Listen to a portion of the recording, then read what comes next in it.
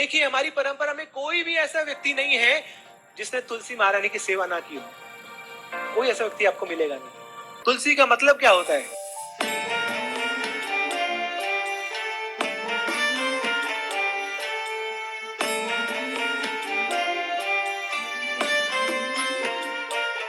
तुलसी का मतलब होता है बेजोड़, अनुपम, अद्वितीय, जिनकी किसी के साथ तुलना नहीं की जा सकती, वो है तुलसी। तुलाम सदृशम शातिम नाशयति तुलसी, कि जिसकी सेवा की तुलना किसी के साथ नहीं की जा सकती। संवाद आता है भगवान का और पक्षीराज गरुड़। तो वर्णन आ रहा है कि 5 चीजें ऐसी हैं जिनका बारंबार उपयोग किया जा सकता है। प्रमंत्र कुशा अग्नि तुलसी च खगेश्वर नयते निर्मालयाम यान्ति क्रियमानः पुनः पुनः।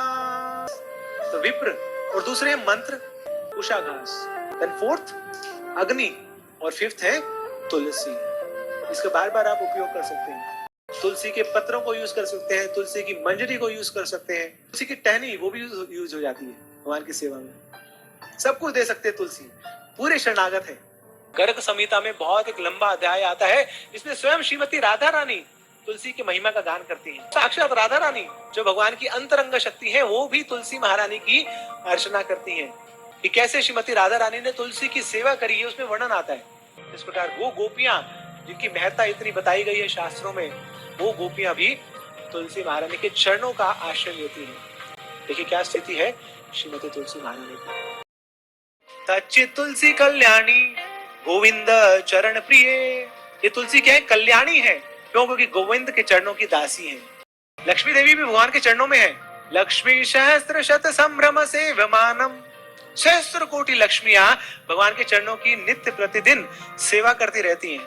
मगर जैसे यहाँ पे किसी ने बुलाया लक्ष्मी को, तो लक्ष्मी सेवा छोड़ छाड़ के यहाँ पे आ जाती है अपने भक्तों को फैसिलिटेट करने के लिए।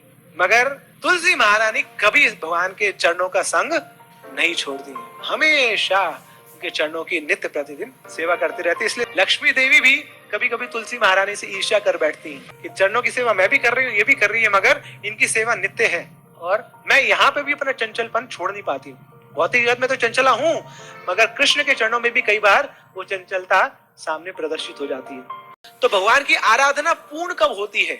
जब हम अंत में तुलसी को चंदन में लगाकर भगवान के चरणों में रखते हैं, तब जाके भगवान की आराधना पूर्ण होती है।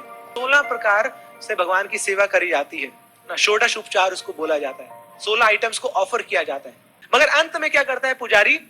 तुलसी को चंदन में डुबो के भगवान के चरणों में रखता है, तो फिर जाके सारी आराधनाएं भगवान स्वीकार करते हैं और वो आराधना पूर्ण होती है। इसके बिना सब अपूर्ण है। ऐसे ही आप भगवान को कितने ही मधुर, कितने ही सुस्वादु व्यंजनों का भोग लगाएं, मगर अगर उसमें तुलसी नहीं है तो भगवान उसको स्वीकार नहीं करेंगे। के बहुत पुराणों में वर्णन आता है, बहुत सारे पुराणों में।